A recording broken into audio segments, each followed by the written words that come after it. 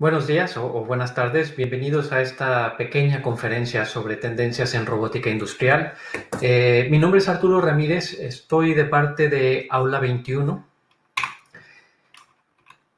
Aula 21 es una institución que se dedica a dar cursos de formación o de capacitación en todo lo que es automatización, electrónica, mantenimiento, mecánica.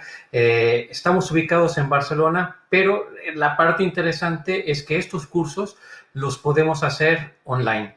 Si ustedes se fijan en la imagen que hay, en la parte de arriba a la derecha, verán una serie de bancos de trabajo con unas cámaras arriba. Esto permite que los estudiantes se conecten, hagan sus experimentos y sus pruebas y puedan ver a través de la webcam cómo se mueve un cilindro, cómo arranca un motor, cómo se van haciendo cosas. Yo dentro de Aula 21 estoy preparando el curso de Introducción a la Robótica Industrial y el cual intenta ser, para los que no saben nada de robótica industrial o que tienen alguna idea, pues cuáles son los conceptos básicos, un poco de la historia y lo básico que hay que saber para adentrarse en este mundo de la robótica. Con lo que siempre empiezo es, a la izquierda estamos viendo lo que fue el primer robot. La gente tiende a pensar que todo lo que es robótica es algo nuevo, novedoso, sí, pero si vemos que el primer robot ya estaba funcionando en 1961, esto quiere decir que son más de 50 años, o casi 60 años, en los que ya tenemos robots trabajando en diferentes fábricas. Lo que están viendo a la izquierda es el primer robot, es el Unimate, o Unimate, como dicen aquí en España. Este robot era hidráulico, es muy similar a un tanque que tiene una torreta, puede subir, bajar y coger piezas. Entonces, la primera aplicación en la que se hizo es una aplicación de fundición, en lo cual el robot tomaba esta pieza, que esta pieza sale a unas temperaturas elevadas, con lo cual un operario no lo puede coger con la mano. El operario tiene que ir con unas pinzas, ponerlo en agua fría y después procesarla. Entonces, esta aplicación, que era muy exigente para cualquier persona, no solamente por el esfuerzo físico, sino por también el riesgo a tener alguna quemadura y las condiciones tan difíciles de altas temperaturas haciendo un trabajo físico, que si uno para un momento, para toda la máquina, y si la máquina para mucho tiempo, esto nos puede causar problemas en la fundición. Era la aplicación ideal para empezar con el primer robot. Así que este fue el primer robot que estuvo trabajando en una fábrica del automóvil. Pero no todo es la industria automotriz. A la derecha, donde dice Den første roboten, significa el primer robot en noruego. Y también uno de los primeros robots que entraron en producción estaban en Noruega. Aquí va a ser un pequeño paréntesis sobre cuál es la definición de robot. Normalmente cuando hablamos robot, todos pensamos en ciencia ficción, en un artilugio mecánico que parece una persona. Eso es un androide. En realidad, un robot es un brazo mecánico o un sistema de manipulación que la norma lo que dice es que tenga por lo menos 3 ejes de movimiento y que estos 3 ejes sean programables y que sirva para varias cosas. En este caso, lo que están viendo a la derecha era una fábrica de carretillas en las cuales todas las carretillas había que pintarlas.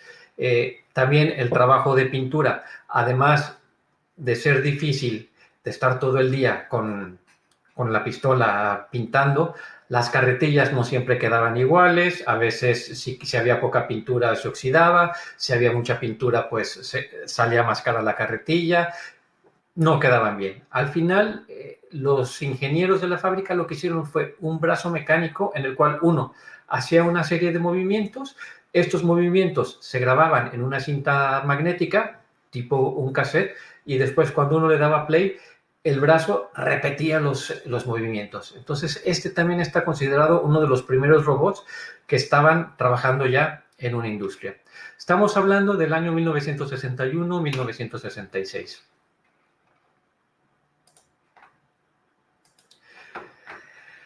Inmediatamente, en cuanto empezaron a salir estos brazos mecánicos, una de las industrias que más interesada estaba era la industria del automóvil. ¿Por qué? Porque en los coches los volúmenes son grandes, todos los coches son iguales y los procesos son muy repetitivos. Entonces, a la izquierda vemos una de las primeras líneas de soldadura. Esta es una línea donde estaban todos los coches y los robots iban soldando, iban entrando con unas pinzas para ir soldando y haciendo lo que es la carrocería del coche. Otra aplicación que también rápidamente se hizo popular fue otro tipo de soldadura, que es esta soldadura MIG. La que están viendo a la izquierda es la que se llama soldadura por resistencia, que es una especie de pinza, que cuando la pinza se cierra, hace una fuerza, aplica un arco eléctrico que funde el metal y al aplicar este punto queda unido y al retirarse las dos chapas de metal están ya unidas. Y la soldadura MIG es un proceso similar, también se llama soldadura al hilo, en el cual el robot manipula una antorcha y cuando tenemos dos piezas, esta antorcha tiene un hilo que también genera un arco eléctrico que funde el material y une las dos chapas. Pero además del automóvil, en 1975, por ejemplo, a la izquierda tenemos ya lo que es un catálogo de robots. O sea, a partir de los 70 empezaron a ser usados no solamente para el automóvil, sino para otras cosas y aparecer como productos en el mercado. Como uno ahora compra computadoras o teléfonos, pues lo mismo empezó a aparecer en esa época como robots. En los 80s, además de las aplicaciones que hemos visto como soldadura, atención a máquinas, que sería descargar piezas de una inyectora, o pintura, empezamos también con las manipulaciones. ¿Esto por qué? Porque los precios de los robots iban bajando, los precios de la mano de obra iba subiendo y cada vez iba siendo y cada vez va siendo más rentable ir metiendo robots.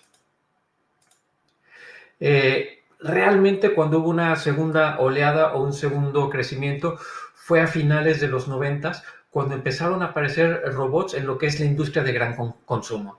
Por decir algo, en las fábricas de jabones, en las fábricas de pastas de dientes, en las fábricas de alimentos, que hay grandes volúmenes y, por ejemplo, lo que vemos a la izquierda son robots de los llamados tipo Delta, que son robots que hacen este tipo de movimiento muy rápido, que es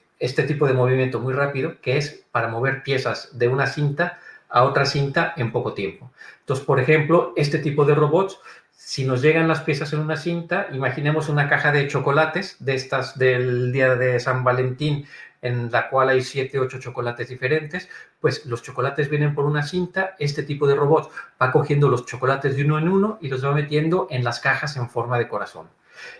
Al final de esta línea, estas cajas van en una caja más grande, y esta caja grande al final se tiene que poner en un pallet. Entonces, lo que vemos a la derecha es un robot para la aplicación que se llama de paletizado, que esto es muy común. Todas las fábricas, al final, el producto hay que ponerlo en cajas y distribuirlo. Entonces, cada vez es más común encontrar lo que ya se llama robots a final de línea, que lo que hacen es simplemente poner cajas en un pallet.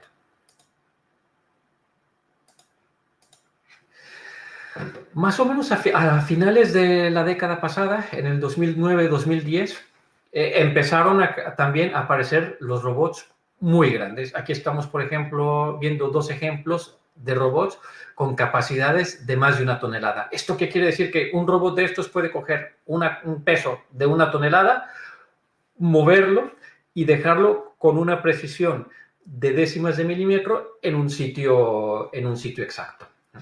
Entonces, por un lado, estábamos viendo que los robots crecían, pero no solamente esto, sino que habían otras tendencias. Cada vez los robots son más inteligentes, empezaron a aparecer lo que se llama la robótica colaborativa, de la cual vamos a hablar ahora, la robótica móvil, que son los pequeños carritos o AGVs, se llaman aquí en España, que van moviendo los materiales entre las fábricas.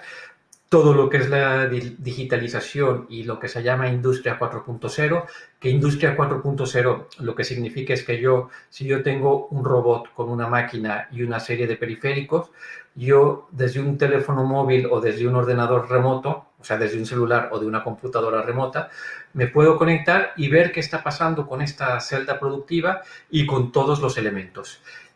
Otra cosa que es clarísima es que cada vez hay mayor oferta de robots y de tipos de productos en el mercado, y el mercado de la robótica es un mercado que sigue creciendo.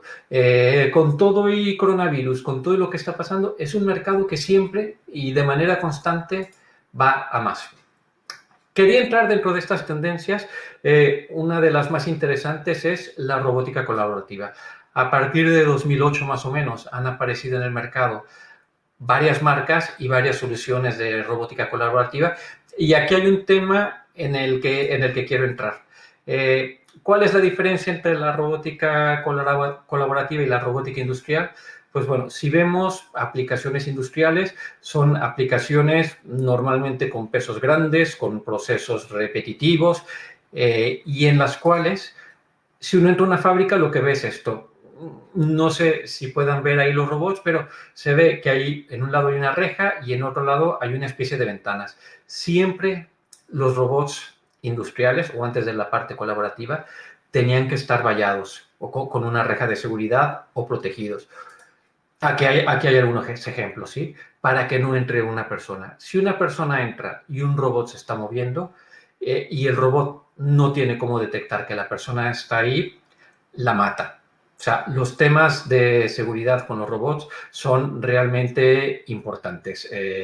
Los que llevamos algunos años en esto, siempre acabaremos conociendo de alguien que por algún descuido, alguna imprudencia, algo que puentearon, han tenido algún tipo de accidente más o menos leve, dependiendo de la suerte que hayan tenido. Entonces, esto es algo que hay que tomar muy seriamente, todo lo que es la seguridad. Para la seguridad hay una serie de normas. La más común es la norma ISO 102.18-1 y -2, que está dividida en dos partes. Hay una norma de seguridad para lo que es el robot, y el robot, por el robot entiendo solamente el brazo, sin ningún tipo de pinza ni artilugio ni nada, y después una segunda parte para lo que son sistemas robotizados. En el momento que yo a un robot le pongo una pinza, ya estoy hablando de un sistema. Entonces, no es lo mismo un robot solo que un robot que en una pinza tenga un cuchillo incandescente que cualquier persona que pase por ahí se pueda cortar. Entonces, las normas hablan de tres niveles.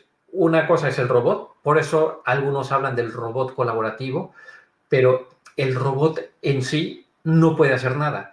Tengo que ponerle una pinza o algo. Aquí estamos entonces hablando de lo que es un sistema robótico, y cuando ya metemos todos los elementos es una aplicación robotizada.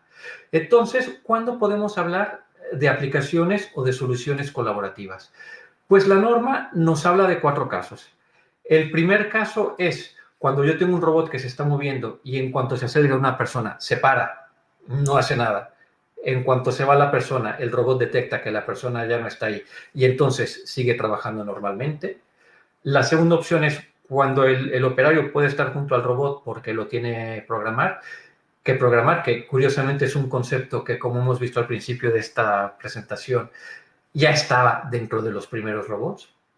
Hay un tercer método que es muy parecido al primero, con la diferencia de que conforme se va acercando el operario, el robot se va comportando, modifica su forma de trabajar dependiendo de qué tan cerca esté el operario. Puede ser que si no hay nadie cerca, el robot está trabajando a toda velocidad. Cuando se acerca una persona, empieza a ir más lentamente para reducir riesgo, y cuando la persona ya está muy cerca, de plano se para. Y después hay un cuarto caso, que es en el que todos pensamos cuando hablamos de robótica colaborativa, que es que puede estar una persona trabajando junto al robot, y el robot se mueve despacio, no tiene fuerza, ¿verdad? De tal forma que si hay un golpe o algo, nadie sale lesionado. Para ilustrar esto, aquí tenemos un robot que este robot en sí no es colaborativo, ¿sí? Pero aquí está funcionando de forma colaborativa. Aquí vemos que una persona está moviendo el robot. Para esto se ha puesto una herramienta con un sensor de fuerza en el robot, y en realidad lo que hace el robot es seguir a la persona. Cuando la persona se aleja y ya no hay nadie, vemos que la luz está verde y entonces el robot sabe que ya puede trabajar normalmente. Entonces esto sería un robot que está trabajando en producción. Cuando se acerca la persona y el robot se para, estaríamos hablando del caso 1 o del caso 3, dependiendo de si cuando la luz estaba en amarillo, que era cuando el operario estaba cerca, el robot podía hacer alguna cosa, en ese caso sería el caso 3, y si realmente para en cuanto la persona se ha acercado, estaríamos hablando del caso 1. Este es otro ejemplo de robótica colaborativa de lo que estamos hablando del caso 2, que es cuando podemos nosotros mover el robot y después el robot va a repetir los movimientos, ¿sí? Una de las cosas que dije es que cada vez aparecen más fabricantes de robots y sobre todo en China. La cantidad de robots colaborativos chinos que están apareciendo últimamente es impresionante. Entonces, aquí estamos viendo, por ejemplo, cómo una persona lo está programando para que coja un bloque, deje el bloque en otra posición, lo suelta, sube, vuelve a coger el bloque y ahora lo vamos a volver a la misma posición. Y ahora el robot repetirá los movimientos. En la parte inferior derecha de la pantalla veremos lo que acabamos de ver, que es la persona programándolo, y en la parte superior veremos el robot por sí solo repitiendo los movimientos, ¿sí?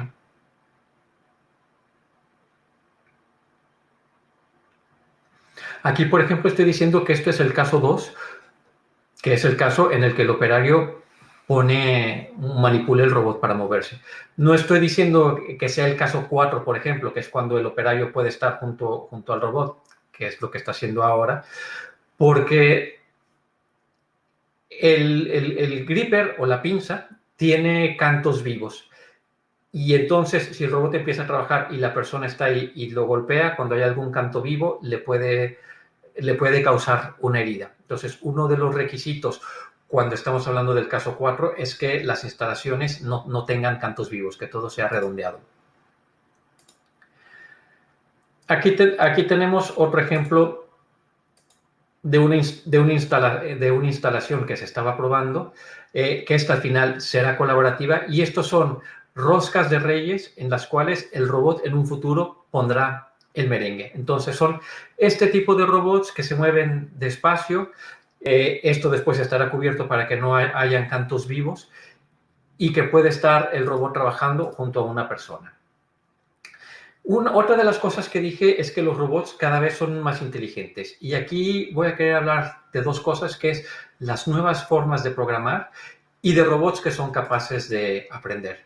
Normalmente en la programación tradicional, en todos los robots tenemos lo que se llama un teach pendant, o lo que es una unidad de programación, en donde yo con esto voy moviendo el robot, ya sea con una especie de joystick o teclas, voy moviendo el robot a diferentes posiciones y después le digo que vaya repitiendo estas posiciones.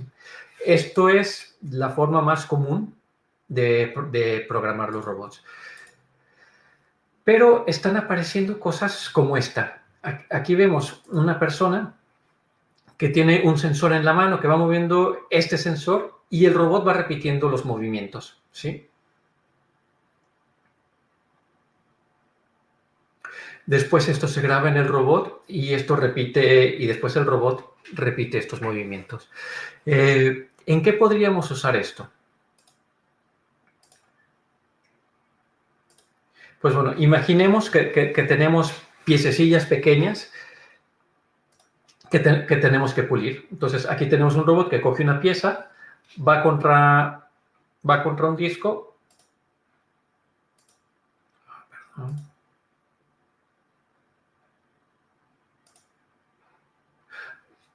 Ha cogido una pieza, va contra un disco y empieza a pulir la pieza, ¿sí? Y tenemos varios robots ejecutando el mismo programa, ¿sí? Programar esto punto a punto es bastante complejo y puede tardar mucho tiempo. Lo que se hace es con este sensor más un sensor de fuerza, se hace que un operario repita la operación, a la izquierda están viendo al operario y a la derecha están viendo cómo lo hace el robot. Y después este mismo programa lo copio en varios robots y muy rápidamente puedo tener 10 robots expertos en pulido. La curva que se vio es una curva en la cual nosotros estamos viendo que sea siempre la misma fuerza o que las fuerzas que se aplican dentro de lo que estamos puliendo esté siempre dentro de un rango. Entonces, esta es una nueva forma de programar los robots. Otra forma de programar es utilizando sistemas de visión. Hay una cosa que se llama bin picking, que es un bin, es una caja, que es sacar cosas de una caja. Si yo tengo una caja con varios productos, como nunca sé cómo me vienen los productos, yo no puedo ir programando uno a uno todos los productos que yo voy a sacar. Entonces, ahora hay sistemas en los cuales, si yo tengo el dibujo de la pieza, que es este tubo en forma de T, y después tengo el bin, yo puedo sacar una fotografía en 3D y a partir de ahí detectar dónde están estas piezas y pasarle esta información al robot para que el robot lo vaya sacando, ¿sí? Aquí estamos viendo un ejemplo de este tipo de aplicaciones. En la parte de arriba está la cámara. Como vemos, en la unidad de programación del robot no están haciendo nada. Es un sistema que me ve las piezas, va cogiendo las azules, que son las que ve que son más fáciles. Y aquí vemos, cada vez que se ven unas luces rojas, esto es el sensor, que es un láser que barre las piezas. A partir de ahí se genera el modelo 3D y a partir de ahí se le puede decir al robot cuál es la pieza idónea que tenemos que sacar, ¿sí? De esta forma, pues nosotros solamente ponemos un cajón y el robot empieza a sacar piezas y ponerlas en una cinta o alimentar a otro tipo de máquina. Otro ejemplo de una aplicación en la cual usamos visión en 3D para programar un robot sería esta. Imaginemos que nosotros fabricamos piezas, pero que no tenemos grandes lotes, que fabricamos series cortas y que tenemos que hacer un tratamiento superficial, este tipo de pulido. Si yo intento programar esto punto a punto, se puede hacer y es fácil, pero si solamente voy a hacer 5 o 10 piezas, tardaré más en hacer toda la programación que en hacer estas piezas. Entonces, este sistema lo que hace es, con una cámara, tomo una fotografía de la pieza, me genera un modelo 3D y ahora el operario lo que va a decir es, sobre la fotografía, le voy a decir cuál es la zona en la que quiero trabajar. Entonces, digamos, esta es la cara que quiero pulir. A partir de ahí, yo le voy a decir, en esta cara que quiero pulir, ¿cómo quiero que la pula? ¿Cuántas pasadas? ¿Con qué fuerza? ¿A qué velocidad? ¿Qué distancia quiero que haya entre pasadas? Una serie de parámetros y con base en eso se generará ya automáticamente el programa del robot y entonces el robot ya empezará a pulir.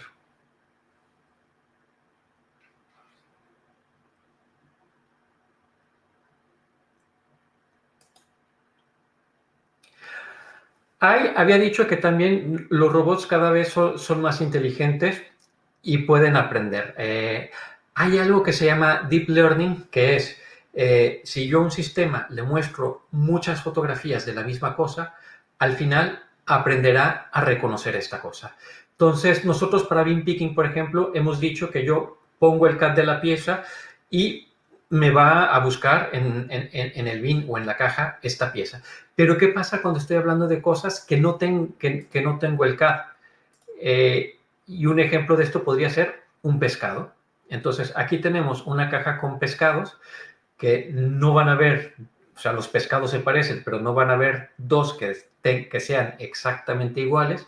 Pues este sistema ya nos puede ir reconociendo los pescados y los puede ir sacando, ¿sí? Entonces, esto sí que nos permite que nosotros, ya sea de la red o de una caja, un sistema de manera automática nos vaya sacando los pescados, poniéndolos en una cinta para congelarlos, para prepararlos o para lo que haga falta. A mí esta aplicación es una de mis favoritas.